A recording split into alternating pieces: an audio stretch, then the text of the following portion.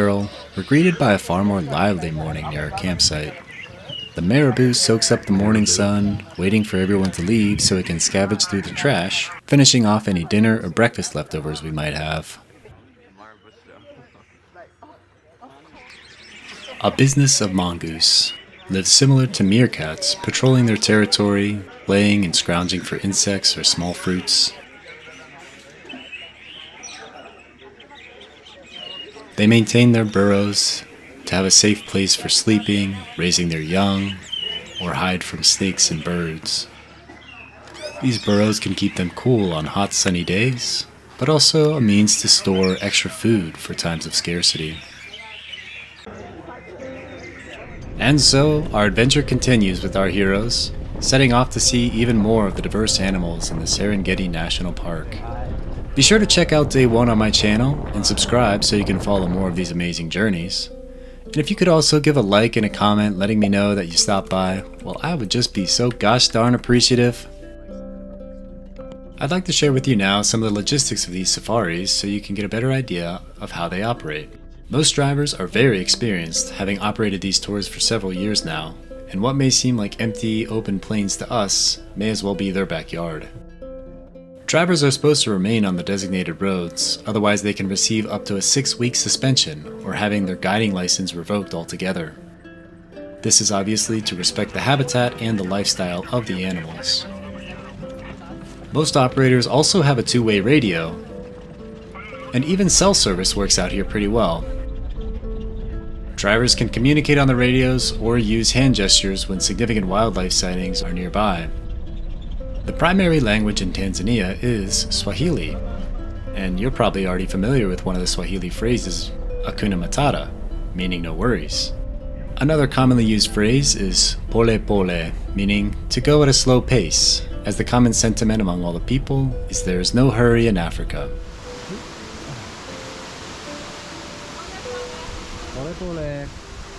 And of course, as I'd mentioned in the last video, Jambo, meaning hello. Jambo. And now with some of the basics under your belt, let's get to the best part of the safari, enjoying the animals. Before crossing the dung-ridden stream, we're greeted by the helmeted guinea fowl. Their names come from the distinct blue pigment which starts at their neck going to the top of their head. When Europeans were colonizing North America, they had confused the wild turkey with this animal. He's so close. Oh, pee. Ah. Oh no, you. Why do they always do that when we watch them? Stage fright.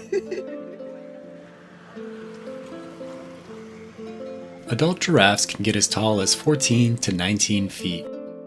They have a unique gait, walking with both legs from one side of their body to the other with each step. Their favorite meal on the savannah is from the acacia tree. The leaves are about as toxic as your ex, but their digestive system has adapted to thrive on this toxicity. Their tongues can grow to lengths of 20 inches, which is perfect for cleaning their noses or reaching that leaf just out of reach. The tongue is also black or bluish in pigment, scientists believe a beneficial adaptation which prevents it from being sunburned while foraging. And I heard you asking me, why do they have horns on their heads? These are known as ossicones, which are covered in both skin and fur. They are used in battles between males, which is also referred to as necking. Though experienced fighters will also strike ribs and legs, all to render their competitors down for the count. Anything to win dominance and mating rights. Male horns are typically longer than females and may even be bald if they've had to put many in their place.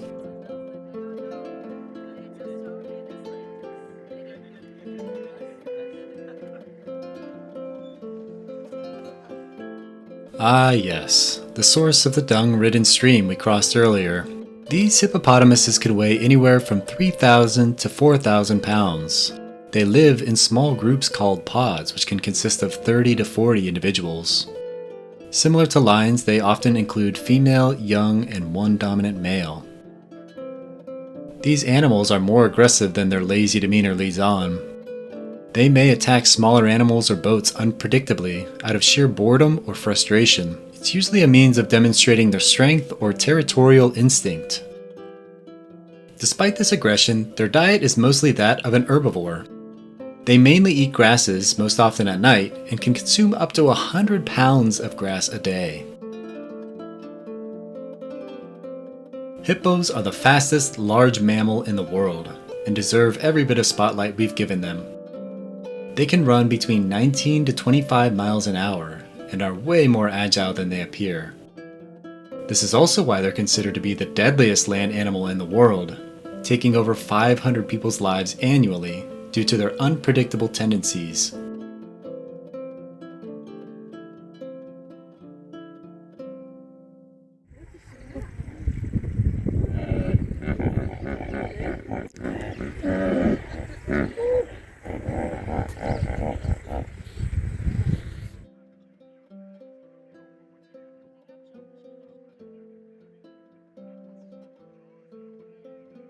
It's time to name that antelope.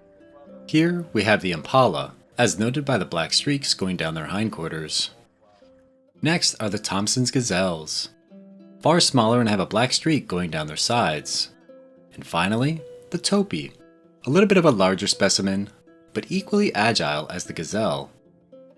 Focusing now specifically on the impalas, they can run up to speeds of 56 miles an hour. They're also capable of leaping as high as 10 feet. They may perform this leap when a predator begins to chase them, hoping to confuse their attacker while showing off their agility. This behavior is known as stotting and is meant to discourage the predator from pursuing further. Among the herd is the glorious warthog, and contrary to what Lion King wants you to believe, insects are not their main diet. Rather, grasses, roots, tubers, and fruits are their main source of sustenance. Their name derives from the warts on their faces, which help them cushion blows during bouts with male competitors.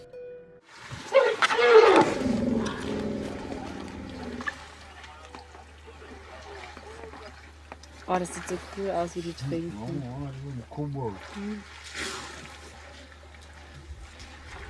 Wow. It looks so cool how they drink. African elephants are the largest land mammals on Earth. They can weigh up to 14,000 pounds and stand to about 13 feet tall. Their ears are that of the shape of Africa, which can help regulate their body temperatures by dissipating heat. Their trunk can hold up to 3 gallons of water at a time and has over 40,000 muscles. Elephants will apply mud to themselves as a means of cooling off and protecting from the sun.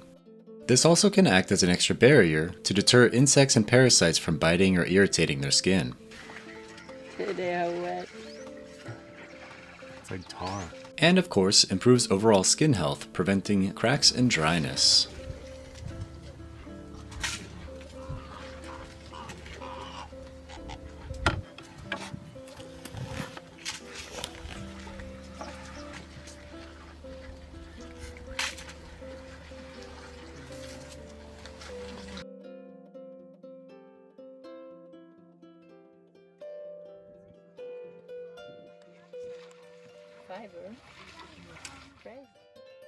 Elephants live in a matriarchy, where the oldest and most experienced female leads the group. Male elephants typically remain with the maternal herd until they reach sexual maturity between the ages of 10 and 15 years old. As they mature, they're pushed out of the herd when they start challenging dominant males for mating rights. Once they leave the herd, males typically become more solitary or could even form temporary bachelor groups with other males.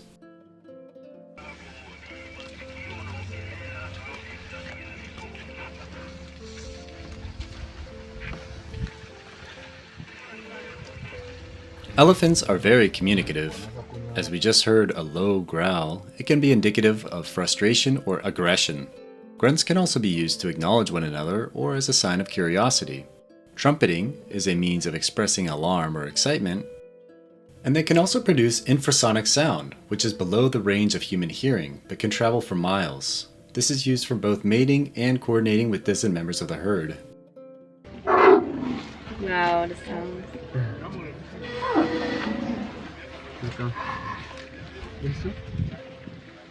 Ja, aber Spanish.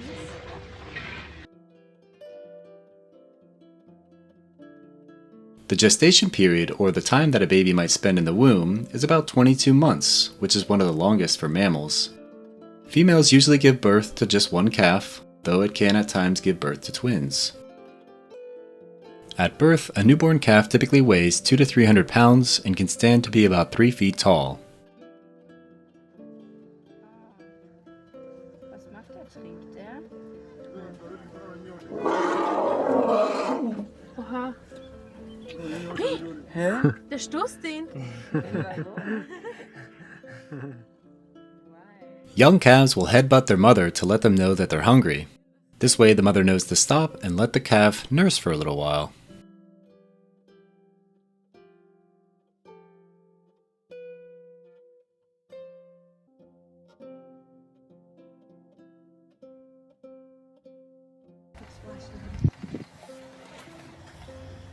Itching. At a young age, a calf is a little less coordinated. It'll take time for them to get used to their own weight distribution. Their trunk, along with their leg muscles, are still growing. They're still learning how to effectively eat solid food and communicate at ages 2 to 3.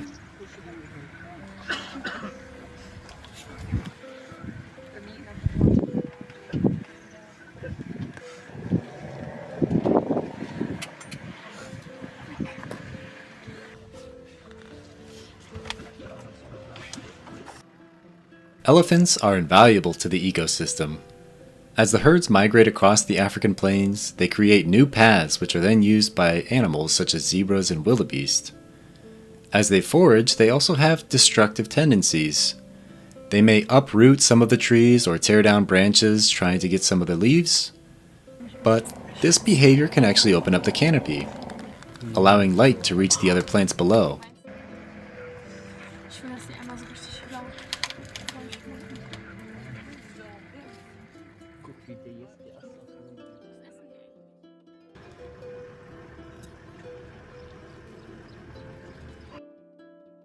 The elephant here is shaking the grass down to get rid of any dirt that may be stuck to the roots before consuming it. And now that we're done talking about eating, let's talk about what comes next. The feces, the byproduct of their consumption, is very rich in nitrogen, phosphorus, and potassium. It brings fertility back to the soil, which can benefit other herbivores. Their dung can carry seeds from very far away, and is the perfect environment for them to germinate. Similar to birds, they play an important role in plant diversity and distribution across the Serengeti. And they can consume up to 300 pounds of grass a day compared to a hippo's 100 pounds. And don't worry, I didn't forget about their memory, or their intelligence. Did you know elephants have memories that can span decades, some even their entire lives? They can remember specific locations, individuals, or experiences they've had from their childhood. This is very beneficial for finding food, water sources, recognizing friends, family from foe and danger. And that begs the question, how long is an elephant's lifespan? They typically live from 60 to 70 years in the wild. In zoos, they can live up to 80 years if they receive the proper veterinarian care.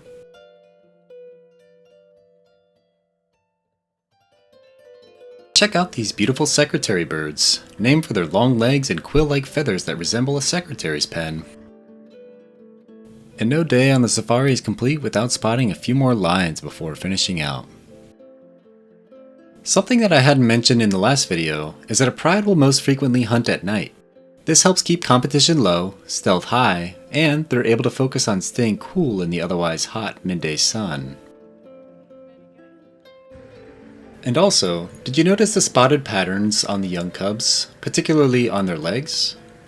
This helps them blend in better, and these spots eventually fade as they mature into adulthood.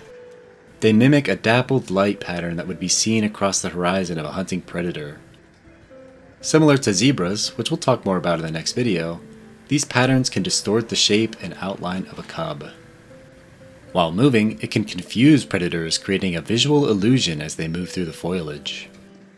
Like me, I'm sure you're wondering what could possibly want to hurt these inexplicably cute cubs. Well, in the animal kingdom, everyone needs a meal. Hyenas are very opportunistic and may pick off a cub when they attack a pride as a pack. Leopards, wild dogs, other lions, crocodiles if near water, and larger birds of prey such as eagles could even pose a threat to unattended and vulnerable cubs.